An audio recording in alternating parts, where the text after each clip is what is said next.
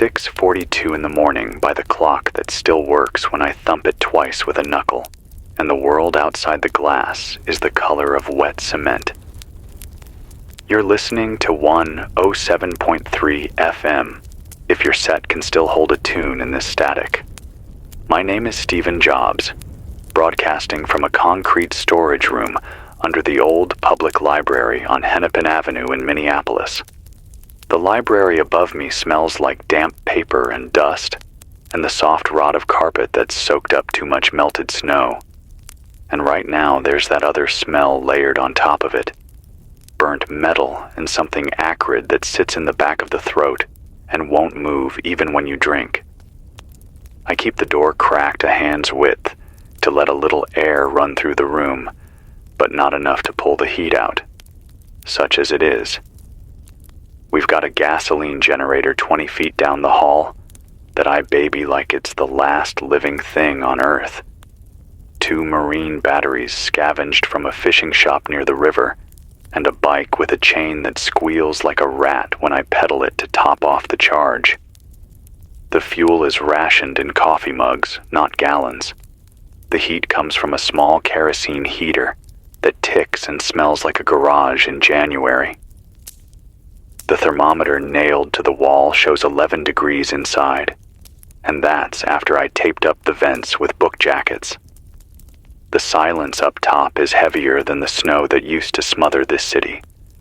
The silence now is ash drifting in a steady fall, whispering past windows that used to look out on buses and people hurrying to work, and now look out on a street where nothing moves unless the wind pushes it.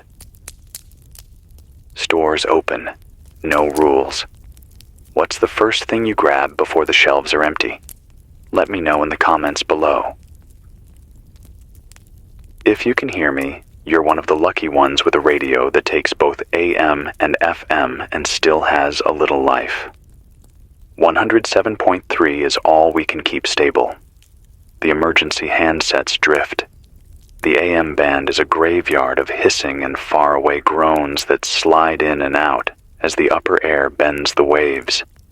If your dial is stubborn, you might catch me around 107.1 or 107.5 for a second when the generator hiccups, but 107.3 is where I try to hold. I'm running low power, maybe 40 watts on a good minute, which means I'm not getting far. If you're south in Richfield, you might hear me like a voice through a wall. If you're across the river in St. Paul, you might only catch the tail of a sentence and think you imagine the rest.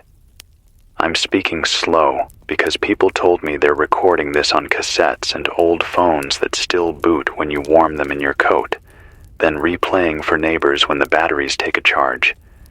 That's the strangest part, I think. How quiet a city can be. And then how a single voice can still thread a line through it. You want to know what happened? You don't need me to tell you about the sky turning white at 2:19 on a Saturday afternoon, or the way the light came without heat, and then with heat. The way car alarms cried all at once and then all stopped. The way people looked up, hand over brow like it was a summer glare, instead of something you shouldn't ever look at. You were there.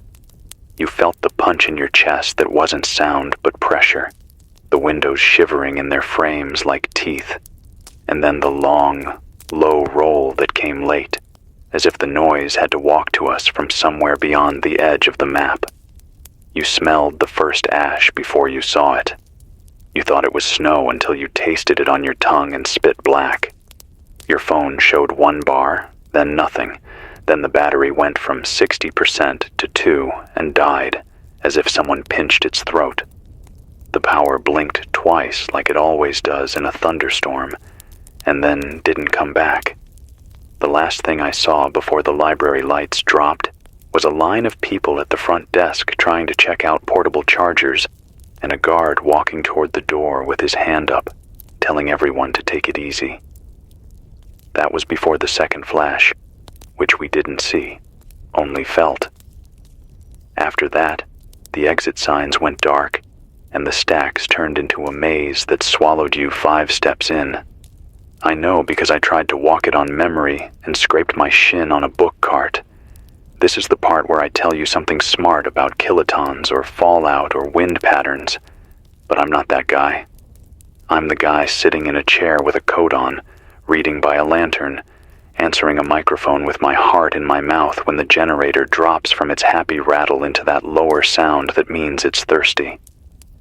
What I can say is this. The first day was confusion wrapped in winter. Cars stopped where they were, and people left them in the lanes like they'd stepped out to grab a coffee. A bus drifted across Washington Avenue and tapped the curb at an angle that looks almost careful, like the driver decided to park it right there forever.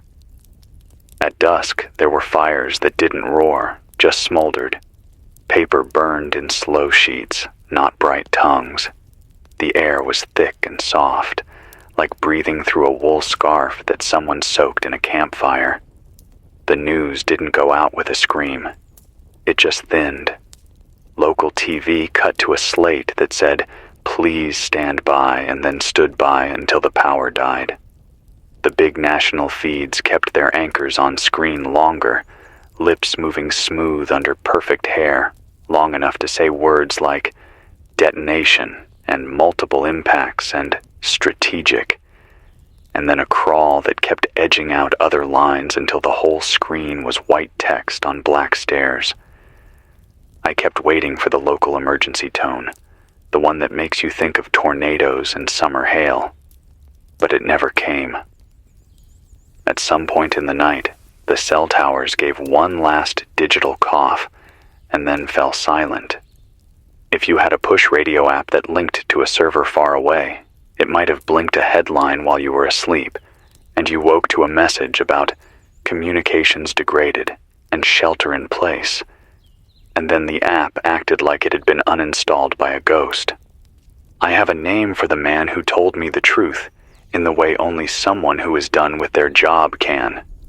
His name is Robert Easton, 68 years old, retired from the University of Minnesota's School of Meteorology, a guy who taught lake effect and jet streams and the art of not being fooled by pretty models. He found his way here on the second day wearing a parka with duct tape on both cuffs and a scarf that smelled like old pipe smoke. He didn't want to be on air, so I won't make him. He set a box on the table, unrolled maps that looked older than me, and pointed with a pencil that had bite marks. He tapped North Dakota and said, "Upwind, low densities, big wind farms out," like he was giving notes to a bored class. He tapped Canada and said, "Alberta, Saskatchewan, the worst burns feeding the upper air," then drew his pencil across the Great Lakes like he was combing hair. "You won't see bright clouds, you'll see the opposite. A lid. The sun will be a coin behind a dirty curtain. The ash will drift in layers, fine enough to float on a sigh." He wasn't guessing. He looked tired in a way that had nothing to do with sleep. He said the stratosphere would hold the soot like a jar, and the jar would tip south and east with the winter pattern. He said the temperatures we read on our little indoor thermometers weren't the real danger, that the real danger was what happens to crops when the growing season is eaten by a sky that never opens. When he said, "nuclear winter," he didn't say it for effect.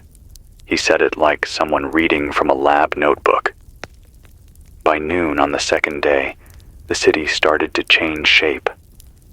People stopped standing in lines for dead ATMs and started searching for hand pumps, for matches, for the blue plastic barrels that catch rain in summer. The grocery stores were strange. No rush on chips or soda, just a sore fight over batteries and the last bags of rice. Then a man carrying out a stack of old camping cookers like he'd discovered a treasure buried under the branded end cap. I watched through the ground-level window past the stacks, hands on the sill, and counted the number of pedestrians who lifted their collars against the ash like it was sleet. I saw a white banner hung between two street signs that said, "Water Boil Advisory, in red spray paint, and I saw people nodding at it like it was an official order, even though it was just cloth and fear. Somewhere in that same hour, the radios lost their pretty voices and turned into the plain ones. Someone out of Duluth said their bay was black with soot, and the tops of the pines had turned gray as pencil lead. A woman in Mankato read the list of clinics that still had antibiotics and said not to be shy about asking for learning supplies, then spelled doxycycline 3 times because she didn't want anyone to guess wrong when the labels peeled off bottles by damp elbow light. I think the moment when suspicion hardened into knowledge for me was when the 3rd day came and no one tried to tell us it was temporary.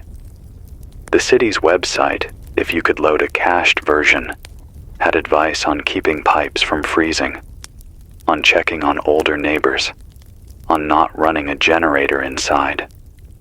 The advice was written in a voice you could tell had never thought it would be used. The police station on 4th and Hennepin taped a paper sign to the glass that said, "No power, leave notes." The National Guard trucks that rolled through on the first night with their lights off didn't return, and the only uniforms anyone saw after that were the kind that come from a hardware store. A brown coat with a name patch, a bright safety vest turned into a marker that says, "I'm trying to do something." And then the long silence from Washington, which people tried to fill with rumor. You heard about New York going dim like a lit ember, then going black. You heard someone say, Chicago is a grid of stopped lights, and the only bright is from kitchen candles on the top floors where the wind doesn't snuff them. The voice out of South Dakota that was so steady on the first day turned into a man counting trucks that never made a turn, then stopped mid-sentence as if his finger slipped off a button and he never found it again. The infrastructure didn't fail all at once. It crumbled like a dry crust. Power went first. Yes. And with it, the pumps that keep water moving forward instead of falling back. But the bones that held information together took longer to give. For a while, the fiber lines that crisscrossed the city still had a heartbeat when you fed them with a generator. A tech named Alonzo, who lives near Cedar Lake, told me he linked 2 neighborhoods with a spool of fiber. He pulled out of a broken office wall and a switch he scavenged from a closet that smelled like copy toner. He said it worked for 3 hours, and then every port went red as a light at a stop sign, and he sat on the floor and laughed because he knew he'd done everything right, and the world could still say no. Hospitals slid from full to overwhelmed to something else I don't have a word for. I walked past the emergency entrance at HCMC under the ash and saw a hand-lettered sign on the door that said, "Triage here." A nurse in a knit hat was talking without moving her head because every nod took energy. I saw a man carrying oxygen tanks like he'd been trained for it, even though he wore a winter coat with a sports team logo and boots cut with salt rings. People keep asking for a plan, so I'm going to say the plain things, even if you already know them. If you have water coming out of a tap, catch it.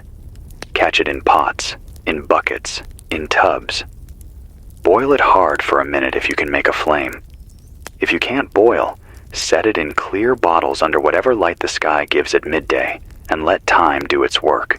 It's slower, but better than blind hope. If you have food that spoils, eat it first, and don't be shy about knocking on a neighbor's door to share what you can't finish. If you have dry goods, portion them like you're feeding yourself for a month, not a week. If you live alone, find a buddy on your floor or your block.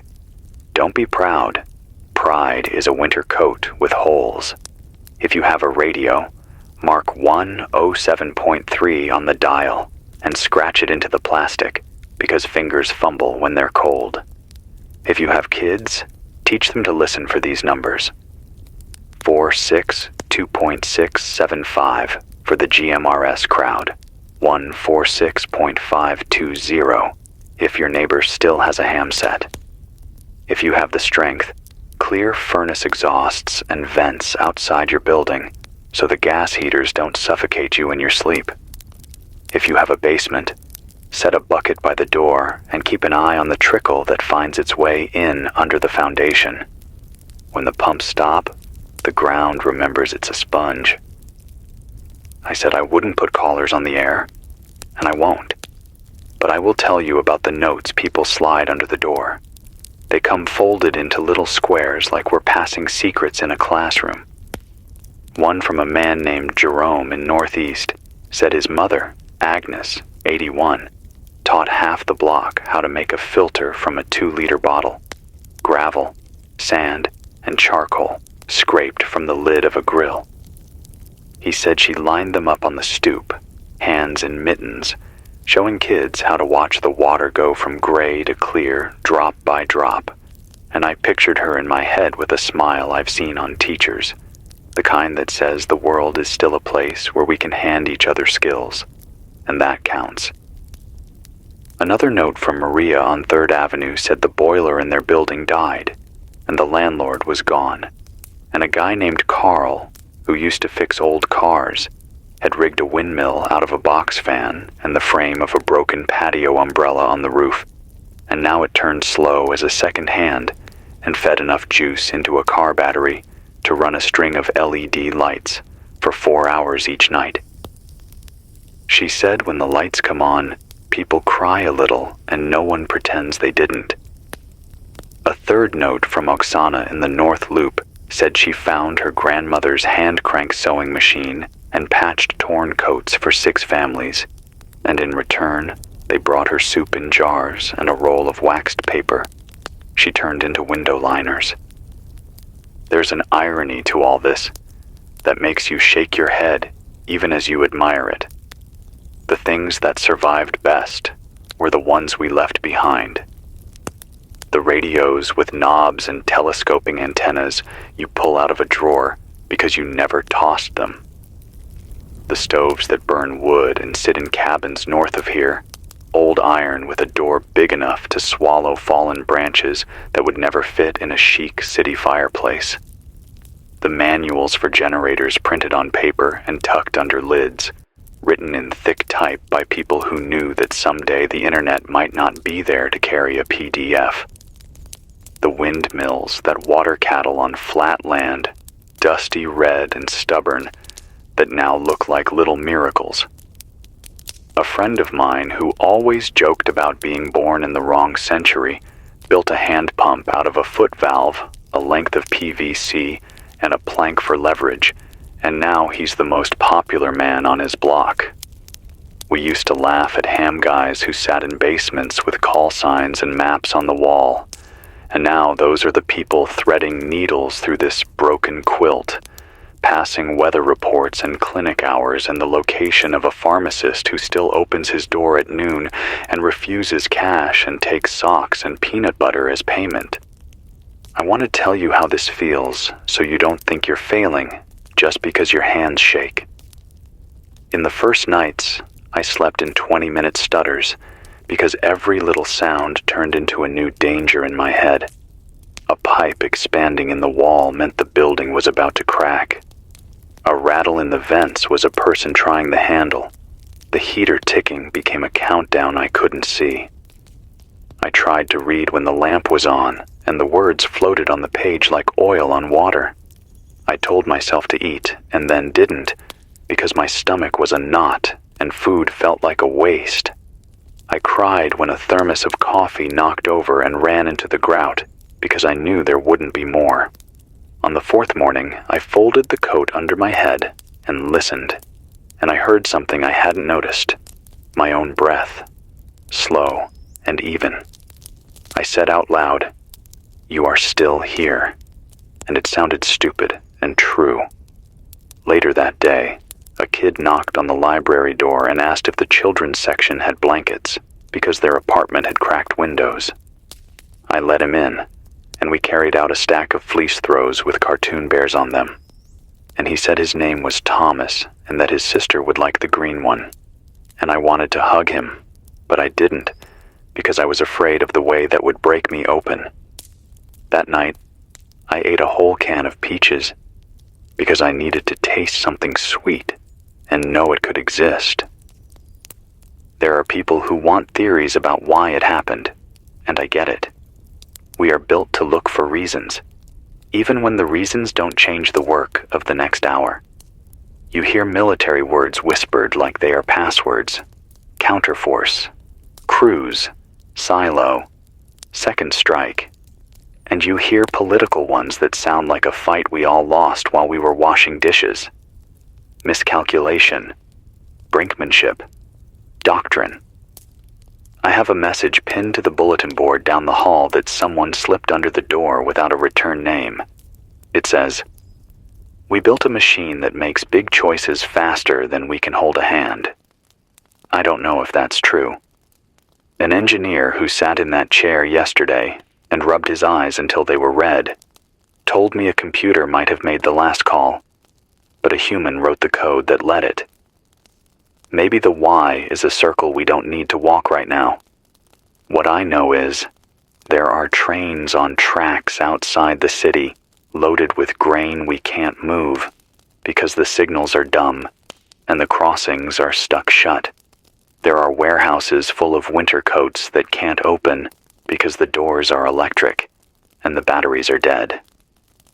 There are clinics with freezers full of insulin melting into lukewarm, and nurses crying because they can do the math. It all feels too big until you make it small, until you take a box of coats and cut the sleeves off too, to patch the elbows on 6 more, until you pry the latch on a warehouse with a crowbar and make a list of what you took and pin it to the door so the next person knows they're not stealing, they're sharing. Radio realism, you asked for it, so here is some you can use. The FM band is line of sight. In this soup, it's like trying to shout through a blanket. But the blanket also keeps things close, and close is enough. If your set hisses, angle its antenna up like a plant looking for light. If you still have an AM set, the 530 to 1700 range rides the sky better at night. But those distant whispers you hear are not going to tell you where to find a working clinic 3 blocks from you. That's on us here. If you can't get me at 107.3, try swinging through 88 to 92 where the lower power stations used to live. Sometimes the harmonics put my voice there for a breath. The emergency frequency we're trying to keep clean for short bursts is 462.675 on GMRs. Say your block and your need, and then clear out so the next person can speak. If you have a ham license, you already know 146.520 is calling. If you don't have a license, no one cares now, but keep it brief and kind. We are running the generator 6 hours a day, from 6 to 9 in the morning, and from 6 to 9 at night. In between, I ride the bike like a man who owes rent to the end of the world, and the batteries hold enough to record messages I can read on the next cycle. If the signal sounds thin, it's because the gasoline smells more like varnish every day, and I have to sweeten it with a splash of fresh that we guard like gold. I promised I would share names so we don't turn into a city of ghosts. Darren on the 24th, and Lindale says the old corner bar has a wood stove, and they're heating a pot of water there at noon for anyone who brings a mug. Nora on Bloomington Avenue has a box of baby formula, and will trade for a pack of D batteries or a spare knit cap. Mr. Lee on Franklin fixed 3 bikes today, and asks for nothing but to borrow a good wrench tomorrow. In St. Paul, near Payne Avenue, a woman named Helena is teaching people how to can food over a camp stove and says bring jars and a good story to keep the line warm. Across the river, on West 7th, an electrician named Mateo wired a string of lights off a car alternator and a treadmill he dragged out of a gym, and now kids take turns walking while they read out loud because it makes the light brighter. The world didn't stop. It just changed the tools it wants from us. I won't lie and say I'm brave. I am tired in my bones, and my hands hurt from turning knobs and wiping ash off windowsills and carrying jugs of water 2 at a time. But there is a resolve that sits under the fear like a floor you didn't know was there until you fell. It shows up in little flashes. When I tape the vents and hear the room hold its own heat a bit longer. When I strike a match and the flame takes, even when the wick is stubborn. When I see a line of footprints in the ash outside in the morning and know that someone else is out there, moving with care, doing what they can. Despair is easy when you're alone in a cold room. Hope is harder, but it grows if you give it chores. Today, hope looks like teaching a neighbor to make a filter that turns gray water clear enough to boil. Today, hope looks like a kid named Thomas walking home with 2 blankets and telling his sister the green one is hers. Today, hope looks like old tech, wire wound on a spool, a hand crank, a paper map, sticky with tape at the folds, doing the job the shiny stuff can't. I'm going to keep talking as long as the little needle on the generator sits in the happy part of the gauge. If you're listening from the outskirts, Eden Prairie, Maple Grove, Woodbury, and you hear me like a breath on a window, write down the time. If you're in the city core, and this sounds clear, make a note of the spots in your building where the reception is best.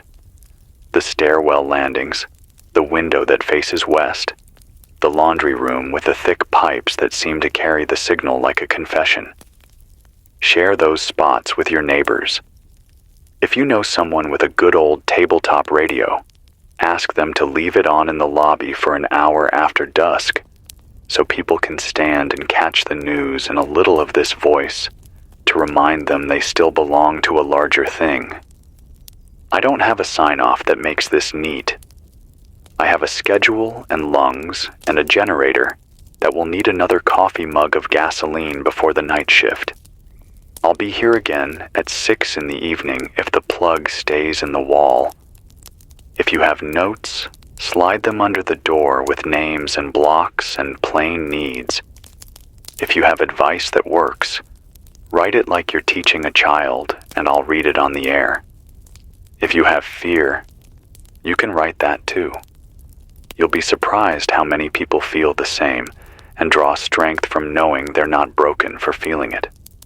For now, it is still morning. The ash is still falling, and we are still here under this low sky that makes the city hum like a faraway radio station. Breathe slow, watch your candles, share your heat. Check the older man in 3B and the woman with the new baby across the hall. This is 107.3 FM Minneapolis. My name is Stephen Jobs. I'll talk to you again when the clock thumps and the room warms to 11 degrees. It's evening now. 7:11 by the library's old wall clock, though I think it's running a little slow. The ash outside has thickened so much you'd swear it was snow if you didn't see the way it smears gray on glass and eats the shine off street signs. The city has gone from pale to dark without ever really having a day in between. I'm still here on 107.3 FM, Stephen Jobs, talking from under the library on Hennepin. The generator made it through another cycle, though it stuttered twice like it was coughing. I've learned not to panic when that happens.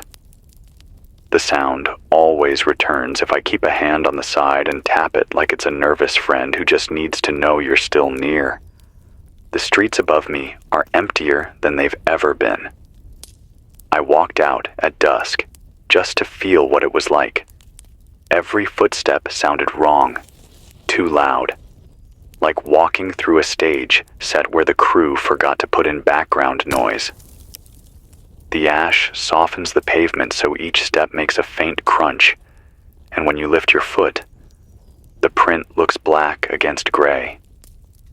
I saw 3 cars parked crooked at the intersection, their roofs sagging under a blanket of soot. No windows lit, no engines humming. The only light I caught was a faint glow in an apartment 3 blocks over, maybe candles, maybe a lantern. You learn to mark those little pinpricks in your mind like stars, because they mean someone else is awake, someone else is fighting the same fight. I want to tell you what happened today around the river. A man named David slipped a note under the library door before noon. He said he'd been to the Franklin Avenue Bridge and looked down at the water. He wrote that it didn't move the way water should, that it carried ribbons of black like oil, and that when he dipped a bottle to fill, it smelled like burnt wood. He carried it back anyway, let it settle, and showed it to his neighbor, who boiled it on a propane stove. He says they drank it in sips with their eyes closed, praying the heat had killed what they couldn't see. He wrote, "It tasted like metal, but it was wet, and that's all we needed." I don't think I'll forget that line. The way survival shrinks to the size of a mouthful. Around the same time, someone else slid a sheet of notebook paper folded in half, with smudged fingerprints at the edge. The writer didn't sign it, but said they were a nurse from HCMC. They wrote that the hospital isn't a hospital anymore. It's a shelter with bandages and stoves burning anything that will catch. They said the supply of antibiotics was gone by the second day, and now they're treating infections with salt water and prayers. They said the worst isn't the wounds or the burns, but the cold. People come in shaking so hard their teeth chip, and when you lay them under a blanket, they go still in minutes. The nurse wrote, "It's not the blast that's taking them.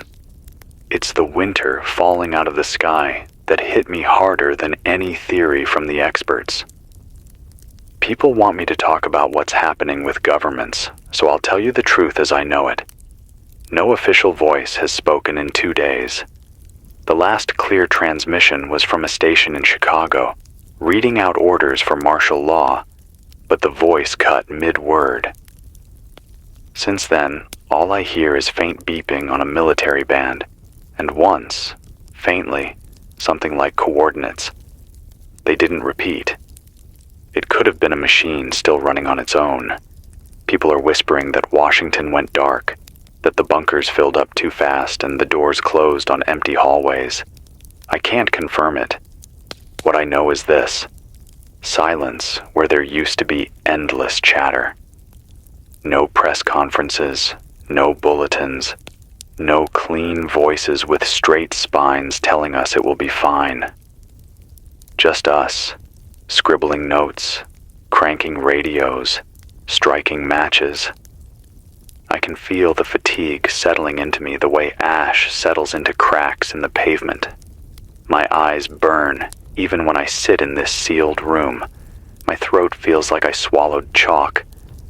But I remind myself that I'm still here, breathing, speaking, sharing. That's more than nothing. Every time I switch the mic on, I think of the rooms out there with a radio perched on a windowsill, a family huddled close, straining to catch a word. I don't want them to think the line has gone dead. Not yet. So here's what I'll leave you with tonight.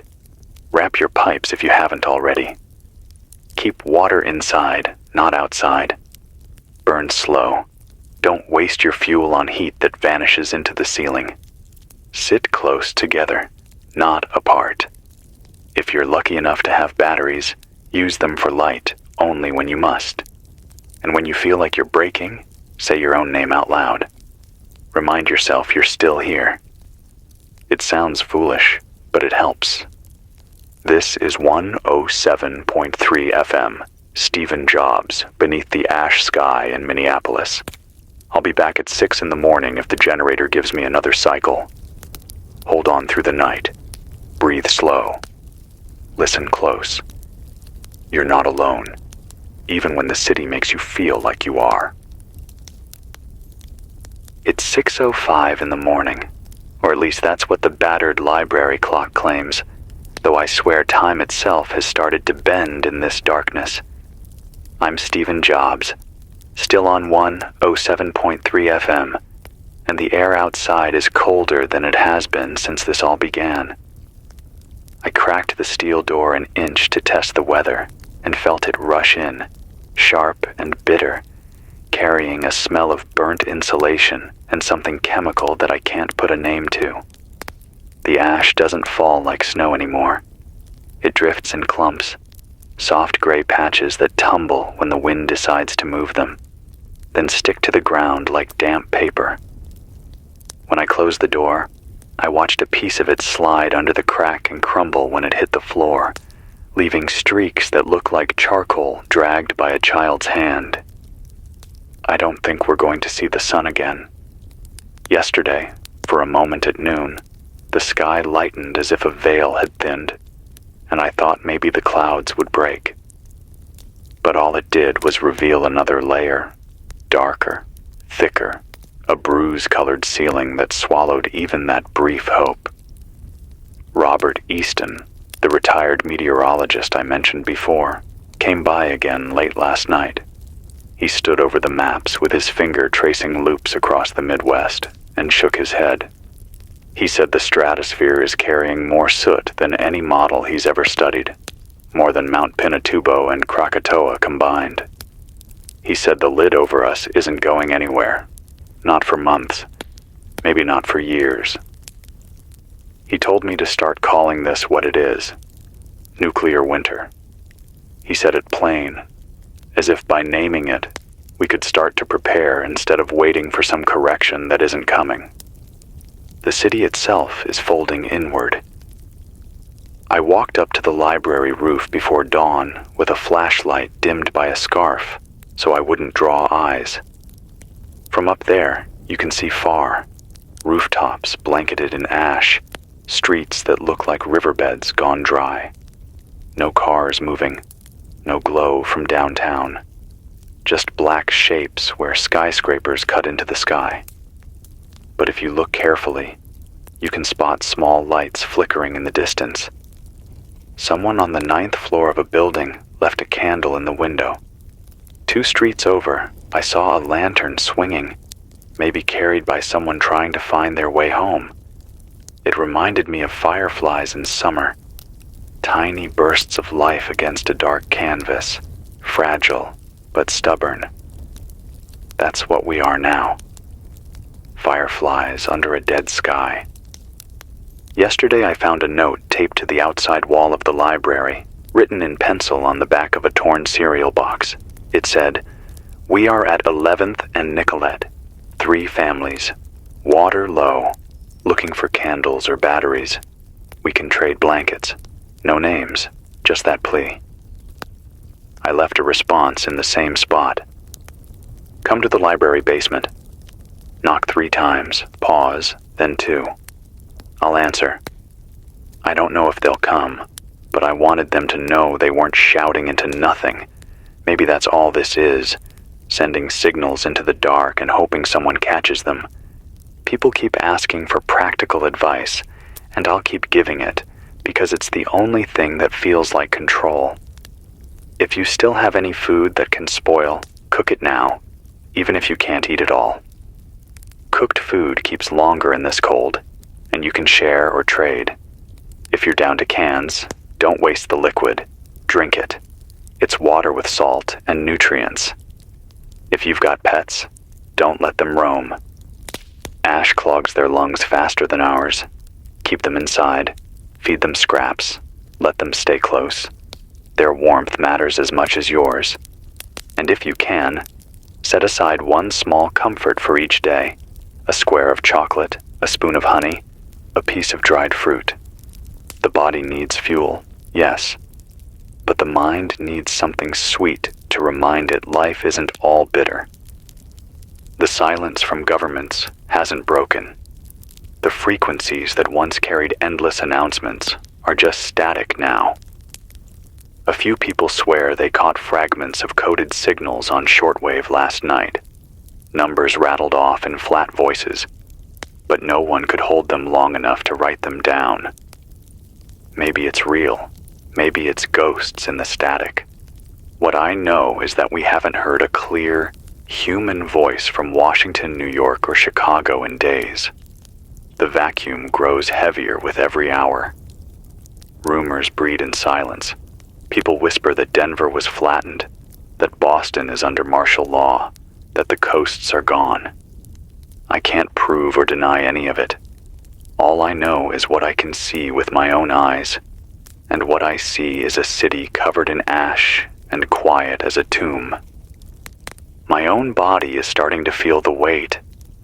My throat is raw, my chest aches when I breathe deep, and my hands shake when I try to write. I haven't slept more than 2 hours straight in 4 days. Sometimes I catch myself staring at the lantern flame for minutes, as if it's the only moving thing left. But I remind myself that speaking here into this mic, no matter how tired I am, might be the thing that keeps someone else holding on. Maybe that's enough reason to stay awake. So here's the message for today. Ration carefully, move carefully, breathe carefully. Look for small signs of life and remember they matter. The world above is quieter than it has ever been, but as long as voices keep threading through the static, we are not gone. This is Stephen Jobs, 107.3 FM, beneath the ash sky in Minneapolis. I'll be back at 7 this evening if the generator makes it, and if I still have breath left to give. Until then, keep your candles safe, share what you can, and don't let the silence convince you that you're alone. It's 7:27 in the evening now, and the air pressing against the concrete outside feels colder than last night, though my thermometer insists it hasn't dropped more than a degree. That's the trick this ash plays on you. It smothers sound, dulls light, and makes every breath feel sharper, so your body swears the cold is worse than it is. This is Stephen Jobs on 107.3 FM, still broadcasting from the library basement on Hennepin Avenue, still leaning on this generator like it's the last friend I've got.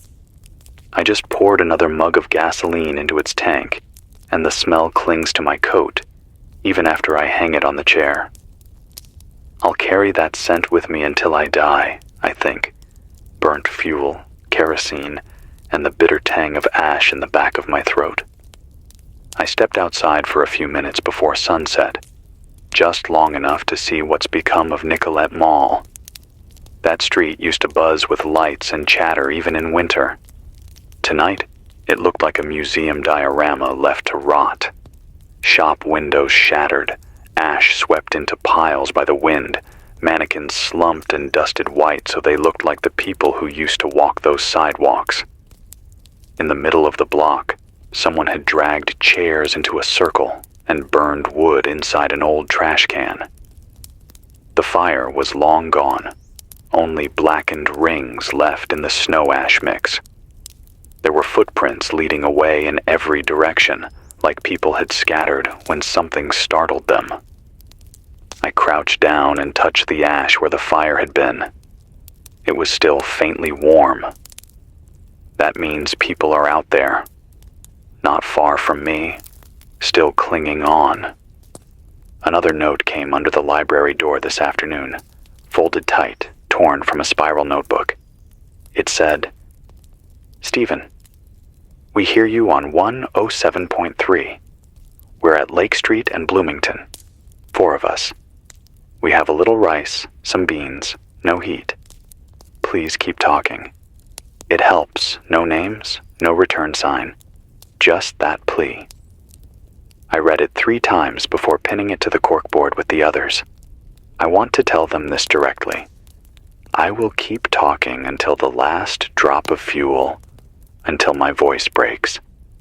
Because if that's all I can give you, words, a reminder you're not alone, then it's what I'll give. I've been listening to the shortwave bands again, sweeping the dial like a fisherman dragging a net. Mostly static, sometimes faint whistles, the kind that make you think you're hearing ghosts. But at 4:16 this afternoon, I caught a fragment. A woman's voice, clipped, speaking fast. Fallout. Levels rising east. And then gone. Could have been Ohio. Could have been Iowa. Hard to know in this soup. I wrote it down anyway. It's proof someone else is still sending. Proof the world hasn't gone completely mute. The collapse is spreading in waves you can almost measure by what disappears each day. First the lights, then the water, then the sound of traffic, then the chatter of radios. Now it's the food shelves. I walked through a grocery on 11th today, what's left of it, and found nothing but broken glass jars and spilled flour that had hardened into gray paste on the tile. In the back, a freezer door hung open with frost melting down its frame. Inside, the meat was black with rot, and the air smelled like death had taken up residence. I had to walk out fast before I gagged. I thought of how many meals had sat in those freezers once, how many families counted on them without ever imagining they'd stand empty. That's gone now. All that's left is what we saved, what we can share, what we can scavenge. But in the middle of all this, there are still sparks of human stubbornness. A man named Hector left word at the door today. Said he's rigged a bicycle to a car alternator in his garage over on Franklin. He pedals for an hour, and it charges a battery enough to run a lantern through the night. He says he's teaching kids on his block to take turns, and they laugh at the squeal of the chain like it's a carnival ride. Imagine that, children laughing in a world like this. That sound might be the most precious thing left. My body is tired. My lungs ache deeper every day, and the ash makes my nose bleed when I wake. I rub the back of my neck and feel the weight of it all pressing down. But I think of those 4 on Lake Street who wrote to me, and of Hector's garage full of laughter, and I know quitting isn't an option. Not now. Not ever. My voice may crack, but it will still carry. So here's what I'll tell you tonight. Keep your fires small. Shield your light so it doesn't draw the wrong eyes. Ration until you think you can't bear it. Then cut it smaller still.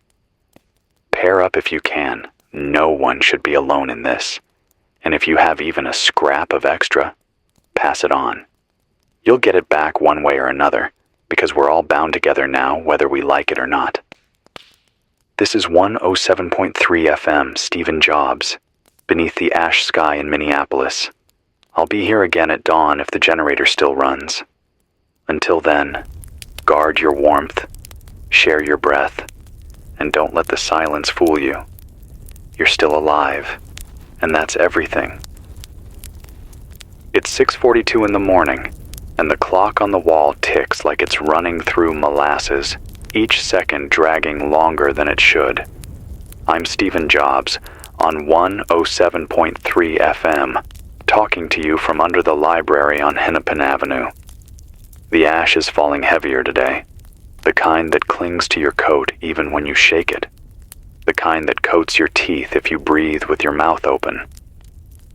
I cracked the door to check the weather, and the world looked like a photograph that someone spilled ink on. Shadows of buildings blurred, the streets stripped of color, a sky pressed down so low, it feels like you could touch it if you stretched your hand out. The silence was worse than the sight. No cars, no footsteps, just the faint hiss of particles raining down, a hiss you don't notice until you stop your breath and listen. The cold is biting deeper now. Inside this basement, the thermometer says 9 degrees. My breath comes out in clouds, and my fingers stiffen when I try to write. I've tied socks over my hands, cut the toes off to keep my grip on the pen and the knobs, but even then, they ache like they're full of glass. Outside, it must be lower still. Robert Easton's words ring in my ears, that the smoke in the stratosphere is acting like a lid on a pot, trapping the cold, keeping the sun away, changing the balance so fast even his old maps can't keep up. He told me last night this city might never see a proper summer again, not for years. Maybe the crops will try to push through next spring, but without sun, without warmth, they'll fail before they sprout. That's the word he used. Fail. Not wither, not die. Fail, like an exam that never had a chance to be passed.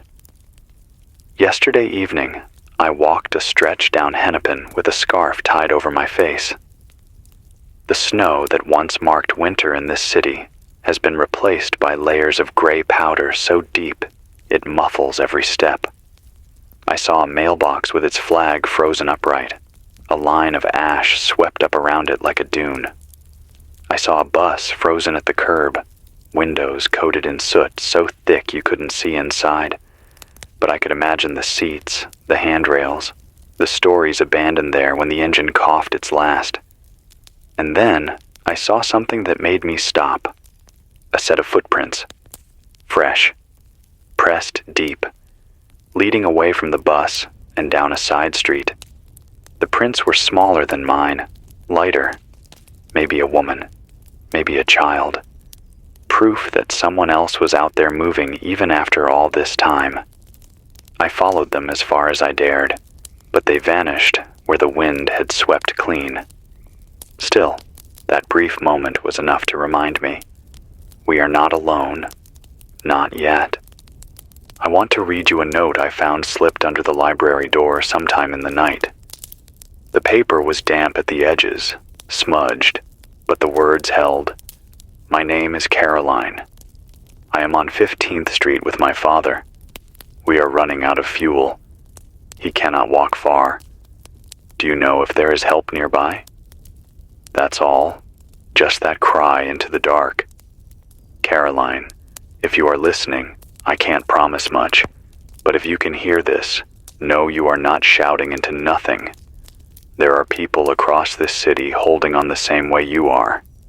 If you can, ration your fuel to nights only. Keep your heat close. Block the cracks with anything you can. Towels, cardboard, even books if you must. And if you hear 3 knocks, a pause, and then 2 more on your door, that's the signal we're trying to use for safe contact. Don't open for anything else. The rumors continue to drift in like scraps on the wind. Someone says Chicago has gone completely dark. No lights, no broadcasts. Someone else swears they heard a transmission from Des Moines. A man reading numbers that might be coordinates, might be code. A voice out of Duluth reported their bay frozen solid, ships locked in ice like toys left on a pond. No one knows what's true anymore, and maybe that's the worst of it, the uncertainty. Silence lets fear breed faster than fact ever could. As for me, fatigue is hitting harder. I caught myself dozing in the chair with the mic live, voice fading into mumbles I don't even remember saying. My throat is raw, and every cough feels like it drags shards out of my chest. But I keep going. Not because I'm brave, but because I know someone, somewhere, is leaning over their radio right now, waiting for this voice. Maybe it keeps them from feeling like the last person alive. Maybe it helps them hold on a little longer. That's reason enough. So here's the truth of the morning.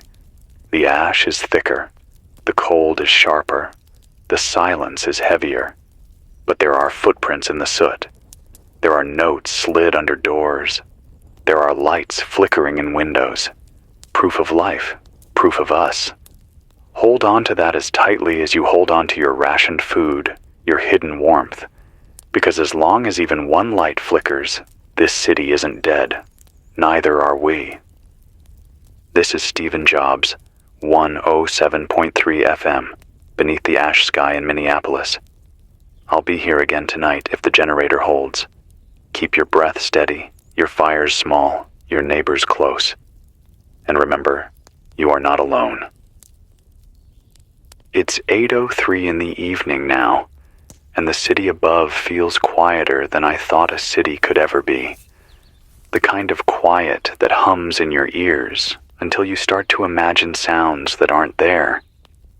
I'm Stephen Jobs, still on 107.3 FM, and the ash is falling in sheets tonight. I pushed the door open earlier just to look, and the air outside moved like fog, but thicker, heavier, carrying bits that stick to your eyelashes when you blink. The library roof is sagging under the weight, and when the wind shifts, you can hear it slide down in slow avalanches, hissing against the windows like sand poured from a bucket. Every surface is blanketed, every car, every stoop, every lamppost. The world is being buried inch by inch, not by snow, but by the bones of a fire we never saw. I walked out to the corner of 11th earlier today, scarf tight over my face, eyes stinging even behind glasses. The street looked deserted, but when I stopped and listened, I heard faint scraping, the kind of sound shovels make. I followed it step by step until I saw two figures in front of an old convenience store. A man and a boy, both with scarves pulled up, pushing ash away from the doorway. They didn't see me at first. When they finally looked up, we just stared at each other through the haze. No words, no waves, just that moment of recognition. Proof that strangers are still here, still trying. They went back to their work, clearing a path as if people might still come to shop there, as if order could still be found in a store with shelves likely stripped bare. I wanted to tell them I admired their stubbornness, but my throat burned too much to speak through the scarf. So I turned and walked back, letting them keep their quiet fight. The notes keep coming. Someone slid one through the crack this morning, written on the inside of a cereal box. It read, "Our building lost heat last night." We burned chairs. The smoke made us cough, but it was warmer than the air. "Do you know if anyone has fuel near Uptown?" That was all. No name, no signature, just a cry pressed into cardboard. If you're listening near Uptown and have fuel to spare, remember that there are families out there burning furniture just to see another morning. Share if you can. Trade if you must. This isn't a time to hold more than you need while your neighbors freeze. The silence from official channels is stretching longer each day. No broadcasts, no bulletins, no clean voices on the hour. Just static and the occasional blip that might be a machine still running, or might just be the sky-bending signals from nowhere. People whisper now that the government has gone underground, that they sealed their bunkers and left the rest of us to fend for ourselves. Maybe it's true. Maybe it isn't. All I know is that we've heard nothing human from them in days, and the void their silence leaves is filling with rumor. Some say Washington is gone. Some say New York turned to glass. I can't confirm any of it. I can only tell you that here in Minneapolis, the ash falls, the lights are out, and we're left to build what little order we can with scraps. I've noticed something in myself I want to admit. My body feels slower each day, like it's dragging through mud. My throat burns from speaking. My chest aches from breathing in air that tastes of burnt metal, and my eyes water constantly, blurring the words on the page when I try to write. There are moments when I want to stop, to let the generator fall silent, to let my voice fade with it. But then I think of the boy scraping ash in front of that store. I think of the family burning chairs. I think of the note from Caroline, caring for her father with dwindling fuel. And I know I can't stop. Because if my voice reaches even one of them, if it gives them a thread to hold on to in this silence, then it matters. That's enough. So tonight, my message is this. Guard your fuel, but don't be afraid to use it sparingly. It's no good if you freeze to death while hoarding it. Keep your water covered, your food stretched, your fires small. But more than that, keep your humanity. Share a word, a blanket, a piece of bread if you can. The ash may cover everything, but it can't smother kindness unless we let it. That's the one thing it can't bury. This is Stephen Jobs, 107.3 FM, beneath the ash sky in Minneapolis. I'll be here again at dawn if the generator holds, if my voice still works, if my hands still turn the knobs. Hold fast through the night. Remember that someone out there is listening with you. You are not alone. It's 6:21 in the morning, and the cold is sharper than it has ever been. I woke with frost on the inside of the library windows, a lace of ice spreading out like veins, each branch catching what little lantern light there was. This is Stephen Jobs on 107.3 FM, still alive under the ash sky in Minneapolis. The generator fought me this morning, sputtered 3 times before it caught, and the first puff of exhaust drifted back through the cracks, sour and metallic, clinging to the walls of my throat. I'm breathing slower now, trying to make every inhale count, because every lungful feels like it steals more strength than it gives. The world outside is changing shape under the weight of what's falling. The snowplows that once roared down Hennepin aren't there to clear the way, and the ash has piled itself into ridges, drifted into doorways, buried cars up to their mirrors. Walking in it is like pushing through wet cement. Each step pulls, drags, demands more than you want to give. I tried yesterday, just a block, and my legs burned as if I'd walked a mile. I passed a playground half buried, swings wrapped in gray like cocoons, the slide disappearing under a mound that will never melt.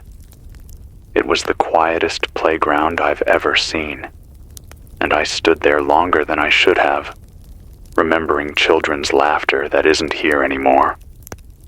Another note came under the door in the night. This one was written in a child's handwriting, big block letters on lined paper. My mom says thank you for talking. It makes her less scared. We don't have much food left. We live near Lake Nokomis. That was all. No name, no return. Just the plea of a child trying to comfort their mother by writing to a stranger on a radio frequency. If you're hearing me near Lake Nokomis, know that you aren't alone. Your words reached me. They reached everyone listening now. And maybe that's enough to push us both through another day. Robert Easton stopped by again last night. He looks thinner every time I see him, but his mind is still sharp. He spread his maps on the table and pointed at circles drawn in pencil. He said the fallout patterns are settling, that the ash cloud is heavier now and not drifting as far, but that means what we breathe here is worse, denser, more poisonous. He said it's like living inside the chimney of a fire that never goes out. He didn't sugarcoat it. He said the longer this sky stays closed, the less chance there is for crops, for water, for life as we knew it. He told me flat that what we're living through is what scientists always feared, years without a summer. He said, if you see green in the spring, thank God for it, because it may be the last green for a while. I can't tell you how heavy those words sounded when the only color in this room is the yellow of my lantern. I think often about the silence of official voices. No broadcasts, no bulletins, just absence. A man told me once that silence is its own message. Maybe that's true here. Maybe the silence means they're gone, or maybe it means they've chosen not to speak to us. Either way, we're left with each other, and maybe that's all we need. Not polished voices from a studio, but shaky voices from basements, from garages, from wherever we can find power and courage. That's what this has become. People talking across the dark saying, "I'm still here." Are you? My body is weaker than it was. I can feel the ash in me now, sitting in my lungs like a weight. My chest rattles when I cough, and sometimes I spit black. My fingers stiffen in the cold, and it takes longer to write each note. But as long as I can press this button and hear the crackle of the transmitter, I will keep going. Because maybe you're listening with a candle burning low, or with your children huddled close, or with your hands wrapped in rags to stay warm. Maybe this voice tells you that you're not the last one alive, and that matters more than my comfort. So here's what I'll say this morning. Stay low, stay warm, stay together. Use every scrap of fabric to block drafts. Drink every drop you can purify. Burn slow. Save your strength. And when despair presses in, remember that somewhere, someone is hearing these same words at the same time, breathing the same poisoned air, fighting the same fight. You are not alone. None of us are, not as long as this frequency holds. This is Stephen Jobs, 107.3 FM, beneath the ash sky in Minneapolis. I'll speak again tonight, if my voice still carries and the generator still runs. Until then, guard your warmth, guard each other, and remember that the silence above is not the end of us.